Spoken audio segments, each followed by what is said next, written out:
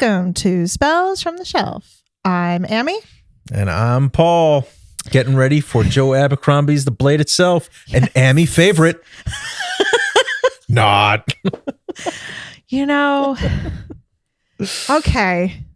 Yeah, reading is very subjective. We went over this, and actually, I teased this in When the Moon Hatched. So I've never brought this up on Spells before, and I've actually never brought this up to Polly before, but it is something that I've talked about on Bookstagram, that I will change my ratings of books after I think about it. So, Brandon Sanderson, I would like to formally apologize for this 2-star rating that I gave you. I think I loved hating your book, but I didn't hate it. I did feel like Sanderson gives you a world. I just felt like he was colliding the worlds like a multiverse. And that did confuse me. But I am actually, after reading The Blade Itself, I was thinking to myself, well, Sanderson did give me the things that I like in fantasy. He gave me a character that I could enjoy. He gave me a couple of characters that I could enjoy. Vince said. Yeah, he gave me some characters. He gave me a plot. He gave me a world. Sometimes I didn't understand the world. I actually didn't even know it was a steampunk world, by the way. Steampunk. Do you know what that is? I do know what steampunk is, but that was not a steampunk world. There weren't like blimps and sprockets and gears. Or is it cyberpunk? It was supposed to be like apparently that, but yeah, I didn't picture that either. But I'm changing my rating from a 2 to a 3. Okay. Okay. Because The Blade Itself. Because of The Blade Itself. Ammie just wanted to take The Blade Itself and commit seppuku. Just like take the fencing sword and cut herself. I did. Yes. I want to know, here's my question from me to you. Do you change your ratings on books after you've read them? Because in the initial moment, we all give a rating, right? But rating is subjective, just like reading, I feel. Yeah. And your mind can be changed. If you're still thinking about it, there might be something there. So all that's to say, we got a long preamble to say, like, Ammie this was not one of her favorite books. And I like the why. Tell us the why. Okay. So we're still going to give some kind of plot here. Yeah. But I want to kind of not derail it, but I want to go on a side quest moment on what I realized this book is what I would call, I think the term for it is grim dark. It's very grim. You don't have characters to like. There's one character, and we'll get to him, that you kind of like. You're like, okay. Dude, Logan Nine Fingers is awesome. Yeah, but when you put him up with the other ones that you're given, you're like, Glatka? Yeah, he's got to be awesome because I don't know. Toothless Glatkas was I felt intrigued by him. I struggled, and I like character driven plots. We talked about this in Bury Our Bones. I'm a big character driven plot person, and this is a character driven book. Yeah. So not like, as you think about what happens in a story in the arc, and Ammie and I both agree on this, that there wasn't a ton that happened in the story aside from like violence being a main lifestyle and theme to the characters. It's very dark. It's very grim. It's very like I kept singing in my head the Mulan song, "Be a man." Must be swift as a coursing. Like literally, I'm not gonna kill you guys with my singing, but that's what I kept singing in my head. I was like, yeah, this is a very men book. Very men. Like they're killing people. It's a lot of fighting. Savage violence. Yeah, lots of savage violence. But that's the case in Red Rising too. But I think what's not happened in the first book of the first Law trilogy, I think there's a lot of setup and there's not as much story, right? Like Red Rising has some absolute savage violence. Savage violence. But it crosses over like themes. It's like there's sci-fi and there's reasons for some of that violence. And there's more of a story. I don't think you get as much of that in this book, in this one book. And I think I struggled with that. Yeah. Because again, I loved Red Rising. Go check out our episode. I couldn't get enough of it. So much so that I was like, you have to read this book. We have to talk about it. I finished the trilogy. It is a triflation. I haven't gone past the third book. Thank God it's triflation, man. I could just live in that Red Rising world. We haven't gone, and actually, let's do a little side quest comment. If you guys want us to read, get to the final book, and when it comes out, review it on our channel, let us know. Yeah, because we've read most of the books, but we haven't done the latter 3. Right. I haven't gone past 3. I haven't gone past Morningstar. Yeah. So there is a final book coming out this year at some point. So if you guys want us to review that final book when it does come out, please let us know. I mean, we'll probably do it anyway. But yeah, I enjoyed Red Rising. I didn't mind the violence in it. I enjoyed the character-driven plot that V. Schwab gives us with Bury Our Bones. This, I felt as grim as the world is. And maybe that fair. Was the problem. Yeah. Maybe that was, and you talked about this, right? Where if it starts feeling too much like what you could see everywhere, it can be hard. Anymore. Yeah. Then you're just in life. Yeah. I mean, so what we have in the Blade itself is it's not like a grand quest, right?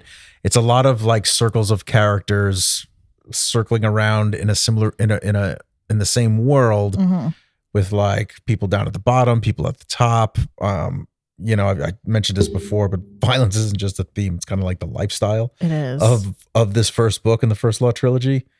And all the characters are kind of deeply flawed, right? Like we find a lot of these morally gray characters. A lot of the book focuses on Logan Ninefingers, who's definitely kind of a gray character. Yeah, this legendary, savage looking. He's referred to as barbarian by some of the noblemen, but really just feel like it's somebody that's lived on the outskirts. I didn't always envision like barbarian. I more envisioned like an outlier, who's part of like these outlier tribes. And then you've got San Danglocta, right? Former war hero turned crippled inquisitor, and he was crippled through torture. Yeah. So he's definitely pretty grim, right? Like he talks about he smiles deliberately to make people uncomfortable because he's got like all mangled, cracked teeth and like he's gums everywhere and eats gruel because it's the only thing he can swallow. Like yeah. And they talk about it a lot. They talk about his mouth a lot. Yeah. Oh, I actually really loved it because there's some people that when they smile, it's like a shark. It's like, no, I'm not smiling at you because I'm happy. I'm going to eat you. Yeah. And it's like, oh, that's the way Glocta smiles. But then you've got the Magi, right? So it's all these kind of characters moving that are deeply flawed, moving towards a brewing war by a manipulative wizard. Like. Oh yeah, that's right. There's a manipulative wizard. Bias. The first of the Magi. I forgot about that. He's got his statues everywhere. Yes. Look at it. You love the book so much you forgot about one of the main characters. I forgot one of the main characters. Dude, Ammie just blocked this, but she read this book and she's like, Paul, this pick is not one of my favorites of yours. You know what? I've been always very curious about Joe Abercrombie. Yeah, me too. Like I think he gets a lot of love, a lot of hype, and it's hard to know. Like it's the first book in a trilogy. And it does seem like a completed trilogy. So I did move through it pretty quickly. So I felt like as far as craft and writing, like I felt like it flowed really well. There were parts of it where I could have used more dialogue, but again, that's more subjective. But the story did move, or the characters moved along. Like you're interested enough in them, or at least I was. But I do think there's definitely a grimness to it. But I think it's hard to know how much was set up for book 2. Without reading book 2, I feel like book 1 was a ton of setup. You're introduced to the characters. You get a giant background on all of them. Baez being pretty interesting as he's like eons old. Right. Yes, absolutely. And so we have, this is one of the covers. I talked about this in When the Moon Hatched. I am primarily a Kindle reader because I didn't always have bookshelves. Because when you live in an apartment like I used to, that can be hard. So I do like the cover. Like, so this is, I think the one that's on the TV is the UK version. And this is the more standard version that you'll see around. And the cover intrigued me, actually. Yeah. This is one of the times that the cover actually caught me. And when you had mentioned it, I wanted to read it because of the cover. I'll tell you why I almost didn't want to read it when I saw the rest of the cover. George R.R. Martin can kick rocks. Kick rocks. I should have known when this man approved this book that it was going to be grim. Dude, he likes Robin Hobb. George Martin's written the same wonderful things about Robin Hobb. So get ready, Robin Hobb. We're going to be exploring that in a collab moment with Paperback Ponderings. And I did start reading it already. I like it. Well, I'm just saying, like, you can't just make a George Martin accolade. I was like, because he's got the same thing on. I was like, George R.R. Martin, you are my mortal enemy.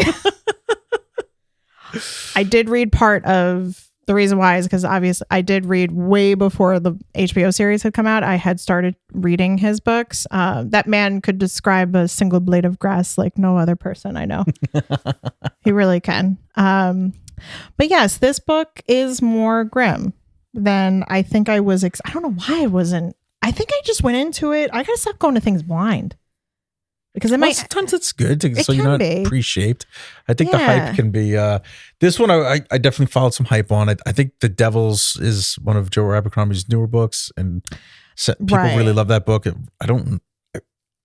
So 100 pages in though into the Blade itself, I was just like, give me Logan Nine Fingers only. I wanted just him. Yeah.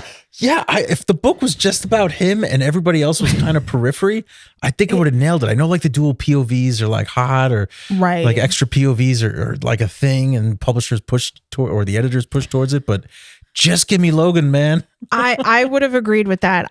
One of my gripes with this book is too many. It's not that it was that we had so many different point of views, is that the way that he flowed into them was terrible for me.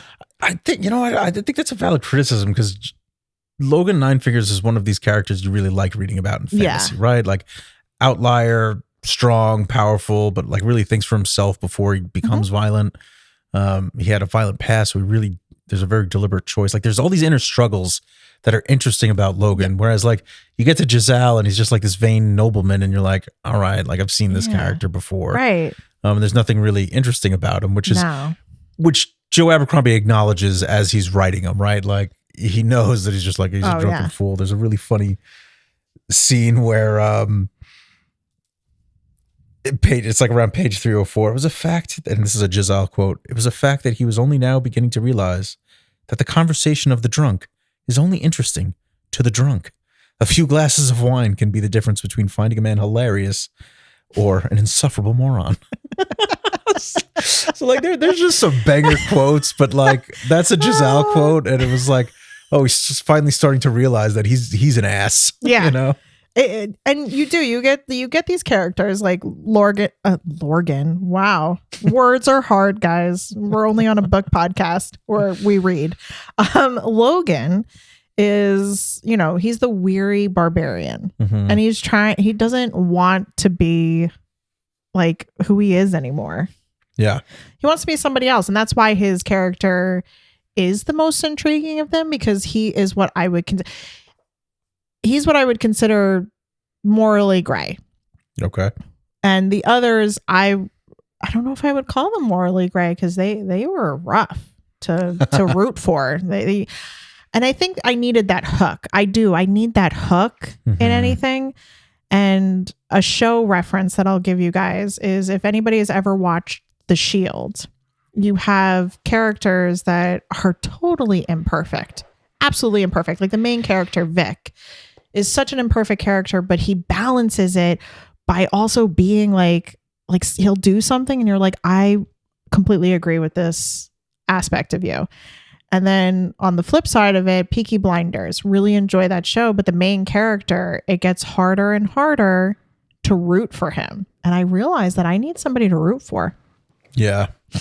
Like I really need somebody to like root for in a book, because it gives that hook in the story for me. And you weren't really rooting for anybody. Either it's Logan or Baez. Like, because I feel like Baez is clearly kind of manipulative, but you're also kind of interested where he's defending his crew, and he feels like maybe he is a good guy, maybe he's not. Like we don't really know. Not in the first book, at least. Right. True. But who, like, you didn't have anybody that you were really rooting for? No, it was just Logan, and I didn't get enough of him. Yeah. No, I think that's fair. I think if I had more Logan in the story, it would have hooked me into the story more. Because when you're hanging out with the other characters, you don't want to root for them. You're like, oh, I don't like you at all. You're a lot. And here's what I did like about Glokta. Sandan Glokta. Is he does do dark humor. So well. Very well. Yeah. And I am a big fan of dark humor. So I do enjoy. So that's what I did like about Glokta. And I think it's interesting that he used to be like a former like fencing champion. Yeah. And now he's just like a torturer. I know. It's like, what kind of, and maybe I need more backstory. Yeah, I think we didn't really get that. Glokta meeting Logan was one of my favorite scenes. This is around page 287. Glokta's trying to make sense of who Logan is. And like Logan just comes into the city and he's used to living in the forest and like, you know, really rough lands. And Glokta's obviously a city dweller. But he's like, Glokta's trying to figure him out. And he's like, a clever liar tells as much truth as he can. But this one tells so many lies, I hardly know where to begin. And that's the part that'll have you like chuckling. Yeah, like a little bit. I think Joe Abercrombie's like if you like quotables in a book, like there's so many quotables in this story. It's just loaded with really fun, banging one-liners. And I think I enjoy. Here's what got me thinking about Mistborn is, and I said this even in my review of Mistborn. While I didn't feel like I loved and walked away from it wanting more, I always admit, even though that's like even being my second book from Sanderson, that he is a beautiful writer. And Joe Abercrombie's writing style wasn't as like beautiful to me, if that makes sense. Like I think I like pretty words on a paper. Yeah. I think that's what I realized a lot about myself in this book.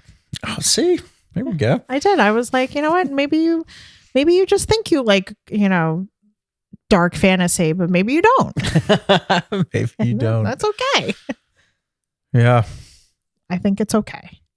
And I did write like some of the themes, because one of the big thing that I noticed is obviously, you know, you have, you know, moral ambiguity is up the wazoo here for sure. You have, you know, a lot of violence, so much violence. And what this was is a subversion to the hero tropes. You don't have like a hero. Yeah. You're following these characters and you're honestly, you like Logan Nine Fingers the most, but you're not sure if he's the main character, honestly. Right. Like you definitely want to read him the most. And obviously the book kind of focuses on him, but all these other characters come into play and they're almost all on equal footing as far as like taking up space that you need to pay attention to. So it was like, I like Logan the best. And as we've covered, we want more of him, but it's like, who's going to be the main characters? One of these guys going to die? Right. Like, yeah. No, who's going to kill him off? You're asking yourself that the entire time. And there's not so much a plot here that we can really you're following these characters. That's the plot. Yeah. You're given these characters. You're just following them as they go. You're not really getting any backstory. You're not really sure where it's going. And maybe it's been a while since I've experienced that in a story. There's always some kind of plot, a specific world building that gives me that kind of like steady ground to stand on. Yeah. And I think I struggled with that here, not having it. Yeah. Yeah. I felt like I was on a train. Yeah. It was one of these character driven books, but you're always like the way it reads, you're always waiting for like the plot to reveal itself versus something like V.E. Schwab's Bury Our Bones in Midnight Soil. It's like, you kind of know like, all right, this is just going to be character driven and there's not going to be much happening. But with First Law, it felt like there was a plot. It's just like not there yet. It's not there yet. Like underneath something that I can't see or have not been shown. Right. And with V. Schwab's Bury Our Bones, we had discussed this in our pod that like those characters being who they were was the whole plot. And, you know, I should mention that the characters that we follow in there, a lot of them, you really do just pick one that you hate the least because they're not good. They don't do good things to people. They're not nice to people. They manipulate. Like that's what you see in Barrier Bones is like how manipulative they are and towards each other, even though they say that they love one another. But you get one character who's kind of like Logan Nine Fingers, which I think was Alice, right? Where she was like our one character that was not as like mean and awful as the other two. Yeah. And that's Logan Nine Fingers. Right. But well, he like his history is like he used to be kind of mean and violent, right? Yes. And then, you know, he was working for the Bethod, who's like the barbarian unifying all the lands now. And yeah. He's just like, oh, I don't really like being like that anymore. Yeah. And I think maybe we're going to get more, maybe you get more of the plot in the second book because yeah, I kept waiting. It's interesting with Barrier Bones. It's a standalone. That's it. Mm-hmm. So there's no anchor that you need for a trilogy. Yeah. And I think I kept waiting for the anchor to drop and lock me in. Yeah. I think it's just a cynical book, right? Oh yeah. I think that's what we're getting at, right? There's very cynical. There's a deep cynicism here. and there wasn't like redemption at the end by the time you get there. So it's Glocta, right? Glocta's kind of redeemed because just you know, he's asked to look after the guy's sister and you know, he does it and you start to believe that Glocta's okay, he's going to return to some good. Right. Like he's the only real arc with some change and adaptation. Yes, correct. He is the only like arc there. Mm-hmm. And you're right. There was a lot of cynicism in this book. Joe Abercrombie, are you okay, man? Well, like, yeah. Because this is a dark book. There's no hope here. There's no hope. If you're waiting for hope. Except from the maybe the toothless cripple, but maybe. Strong maybe. Maybe. And maybe that's what I struggled with is, I mean, if you guys know, the overarching theme for me here is I do love a hopeful character. I do love it. Mm-hmm. It gives me something because I love hope. God, I love it. That's my anchor. And maybe that's what I needed.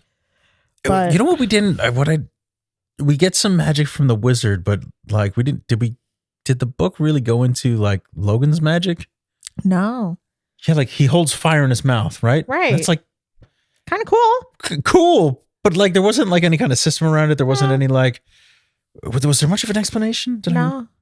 Okay. Not really. Well, like maybe I just missed it and I, or zonked out before I fell asleep and I missed it. Yeah, I kept. But I didn't feel like there was an explanation there. The wizard, has got magic because he's a wizard, right? Like that you could just kind of correlate in your head. Right. But with Logan, I felt like I was never sure, like, how can he just do this thing with fire?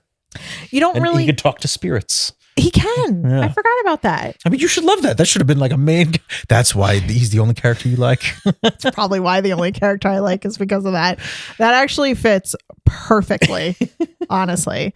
I did find that, there were ants I had, and I'm okay with this. I have brought this up before. I don't expect an author, if it's a trilogy or any kind of series, whether it's a duology, a trilogy, or triflation, I don't expect you to give me all the answers to my questions in book one.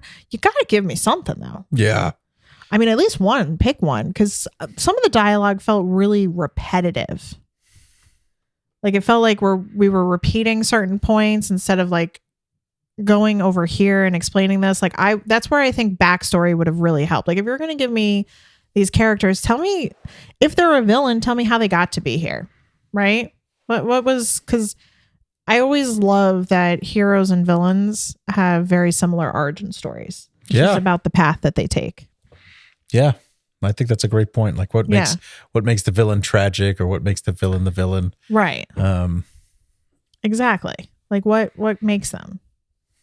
But you did enjoy this though, right? I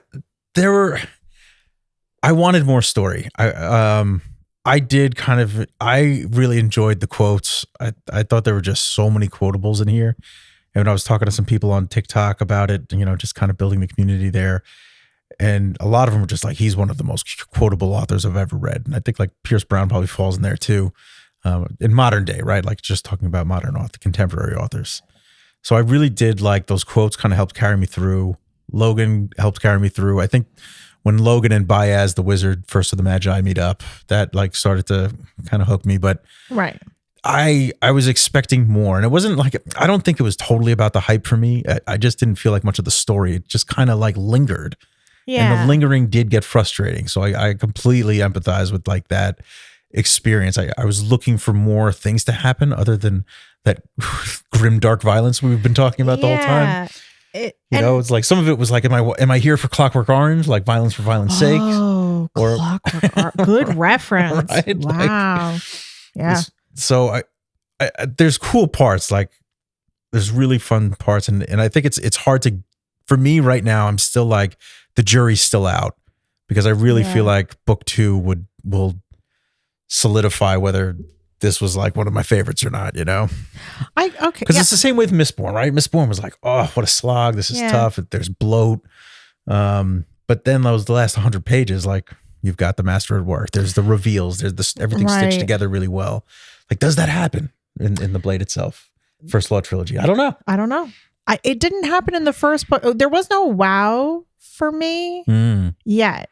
Now, as you guys know, I brought this up in Mistborn episode that I will always give an author 2 shots.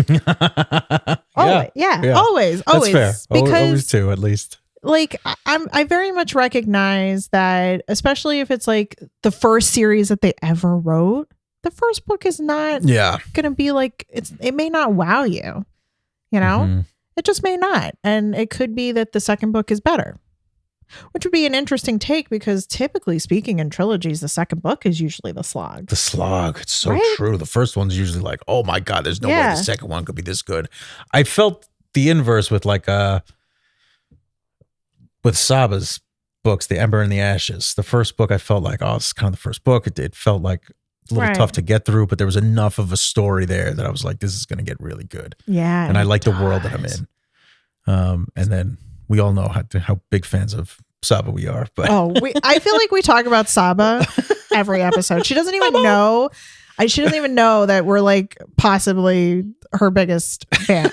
Definitely some of them. I think she's got a lot of fans out there. Yeah, we're some of them. We're definitely deep admirers. But yeah, Air was great. Very much looking forward to Air 2.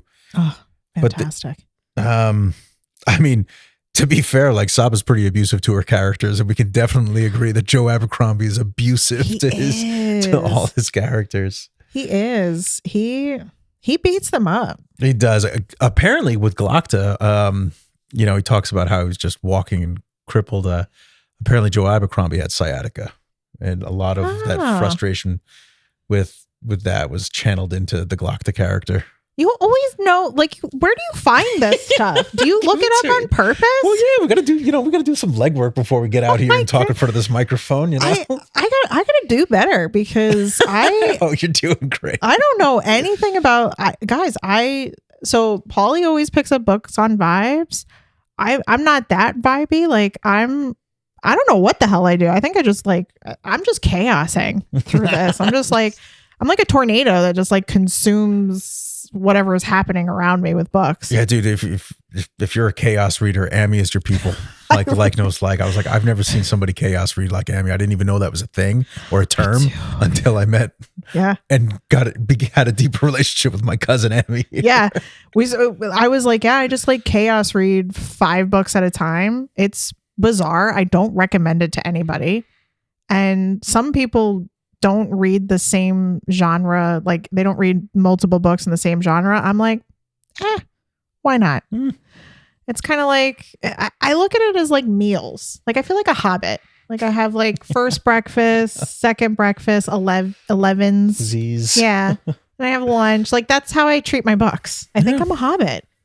That's what it is. I like my book. I miss my books. Yeah, I miss my books. I miss my garden. I think I'm just a hobbit. You're like the spellcaster vibe picker, and I'm just hobbiting over here. You know what? I mean, the Hobbit really is the whole pitch of the story. It is. Oh my God. But it gives me hope. I may entertain another of his books just to see, because I will always give two shots. Yeah. I mean, a break in between, but like, I just wondered, people really love this series. And I think there's loved the quotables, there's chances and opportunity, but is it so? Yeah, I wonder if it's like this, or do we go to like the Devils? Whoops. Sun blip. No, it's. I think it could. I think maybe this was one of those situations with a series where the first book was, like you said, all the setup. Maybe it's the reverse, and then the second book is like the star of the show. But yeah, a break in between, like. Very like Ross and Rachel. Like, I just want to be on a break. Yeah, and it seems like it's not an uncommon criticism. I think he had a lot of hard time publishing this series. I think it got turned down a lot because a lot of the criticism we've been giving in this past episode. Interesting. And I think you find that often with, creative starts, right? Like there's the seed of an idea and sometimes it takes a while to get to it.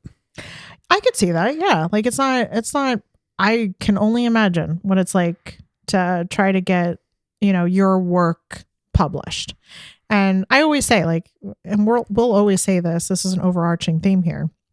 If you guys love this book, we're always going to love that for you. Like, I support, like, you love this book. I want you to know that, reading is subjective. It's okay if we don't have the same, like, takeaways from a book. And that's the great thing about reading is we have so many options to work with here. And I thought this was interesting because I read another story. Uprooted is the name of it. Ooh. And it is a standalone, and it kind of came out in a similar time frame, like early 2000s. And fantasy in the early 2000s kind of like had women characters very one-dimensional. It didn't have them multi-dimensional. And I don't think we were supposed to have any layered female characters in this, because like I said, guys, this is a very like you have warriors that you're following. Well, except for the nobleman. I wouldn't really call him a warrior. Hated him. I wouldn't call him a warrior, but what I mean is the female characters that you don't really get a lot of female characters in here, and what you do get is like one-dimensional. But that was very typical of how publishers did pump out fantasy books. Yeah, like you did get like one-dimensional, and sometimes you got one-dimensional male characters too, but you very often got very one-dimensional female characters. Yeah, well, I think you saw this in like Pulp Fiction too, right? Like whether it was male or female, they were depicted in a certain way, and they were very one-dimensional, very stereotypical. Mm-hmm. Yeah, so I would find that this book follows like the stereotypes of what each character is, which is interesting. Yeah, you mentioned warriors. It wasn't your point at all, but like the word warriors kicked off. Do you remember Fenris the Feared in the Blade itself? He was one of like, this was a character that really intrigued me. I really hope we get more of this guy. That's funny. He's not a main character in this book at all, aside from like he shows up at the hall to make a request that one side surrenders, but he had his description in this hall was one of my favorite parts of the book. His bulging eyes twitched and blinked as they stared crazily round at the assembly. His thin lips smiled and grimaced and frowned by turns, never still. But all this seemed ordinary by comparison with his strangest feature. His whole left side, from head to toe, was covered in writing. Crabby runes were scrawled across the left half of his shaven head, across his eyelid, his lips, his scalp, and his ear. His huge left arm was tattooed blue with tiny writing, from bulging shoulder to the tips of his long fingers. Even his bare foot was covered in strange letters. An enormous, inhuman, painted monster stood at the very heart of the Union's government. It's like, tell me more about this guy. What do these runes do? Why does his eyes twitch like that? Like, I mean, that's like great writing and description. And I was thinking, I was like, this was one of my favorite things But the whole first book of this First Law trilogy almost reads like a really in-depth dramatis personae, right? Like a really in-depth introduction to characters. And that Fenris the Feared quote is just one of them, you know? Oh, for sure. I think that he nails character plot here. Even though I did not enjoy the characters except for Logan, he does nail like descriptions of the character. Like he describes them to death. Yes. Like he talks about, like I said, guys, he talks about Glocta's teeth all the time. Oh man. All the time. He talks about them all the time. And I thought Glocta's character was going to be like Arnold Schwarzenegger or something. And it was more like a mix between, who's the character in Game of Thrones? He's like the big tall guy with the long hair. It's kind of like he follows Arya Stark, the youngest daughter. Oh, and Arya stabs him?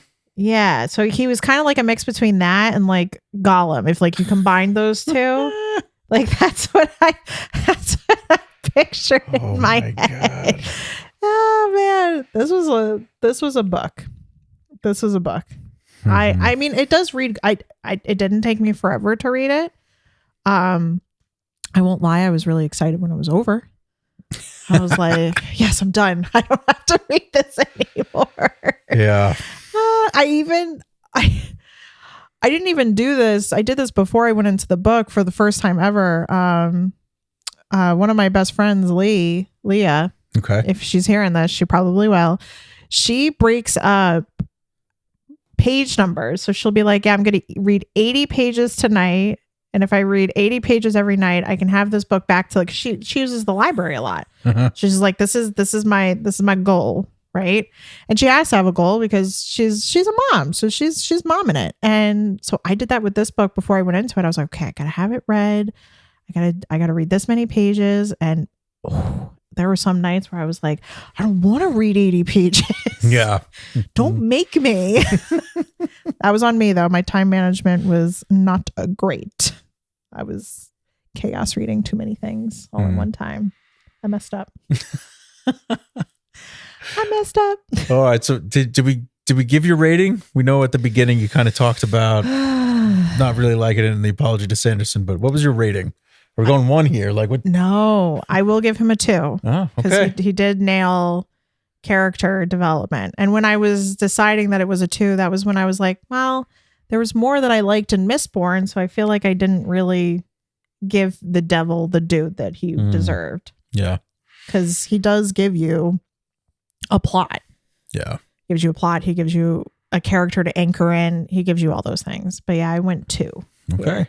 Yeah, and I think Sanderson is so canonical. Like we've read one of his books and we've talked about it so much. Like you can tell it leaves an impression. Have. Yeah.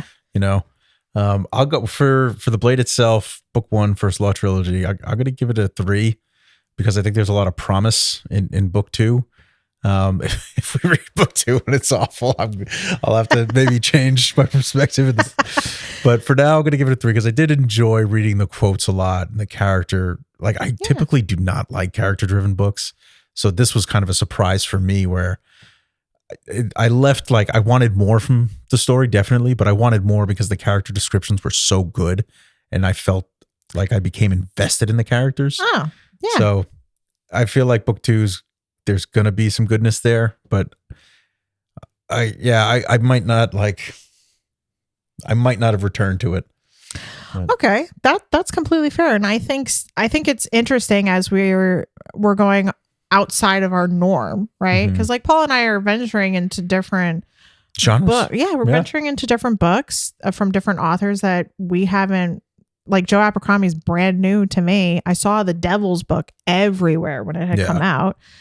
And I think it's kind of interesting to see how I've done this too, where I'm like, well, I thought I didn't like this trope, but I do. I just like it over here. Yeah. So like you saying like, yeah, character driven plots are not your thing, but you enjoyed it in this context. So then it begs the question of, did I actually dislike that, or was it just not executed the way that I wanted it? To my preference. That was my preference. Yeah. So And I always think that's interesting.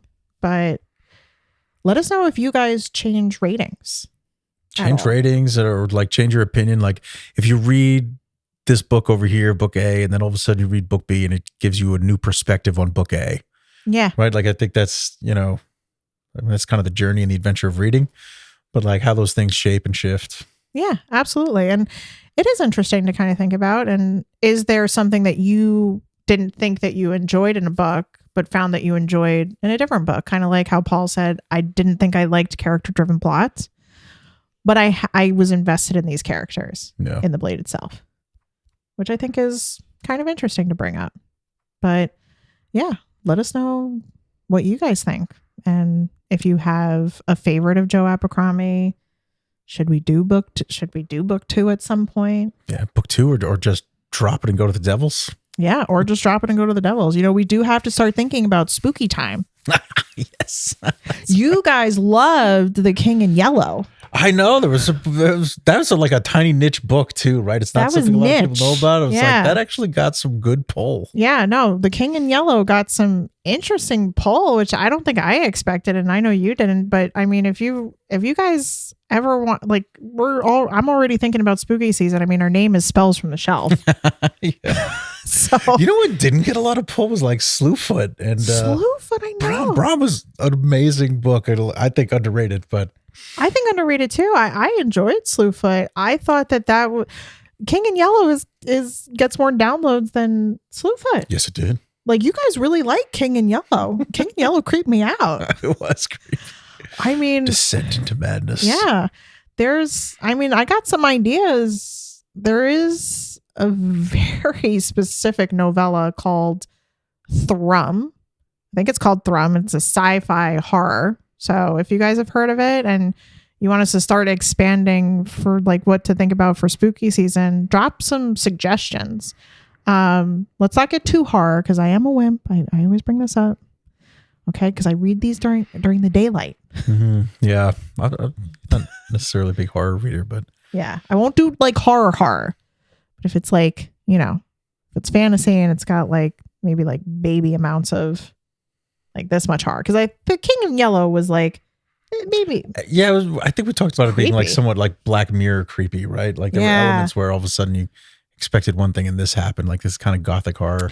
Yes, is more Black Mirror-y than just like actual like ultra violence and gore. Right. So to be specific, The King in Yellow type horror is probably about the amount that I can stomach. Don't be suggesting some wild stuff because I'm probably not going to read it. Waiting on your Rex fans. Yes. And thanks for joining us. Catch you next time. Spells from the Shelf. Bye.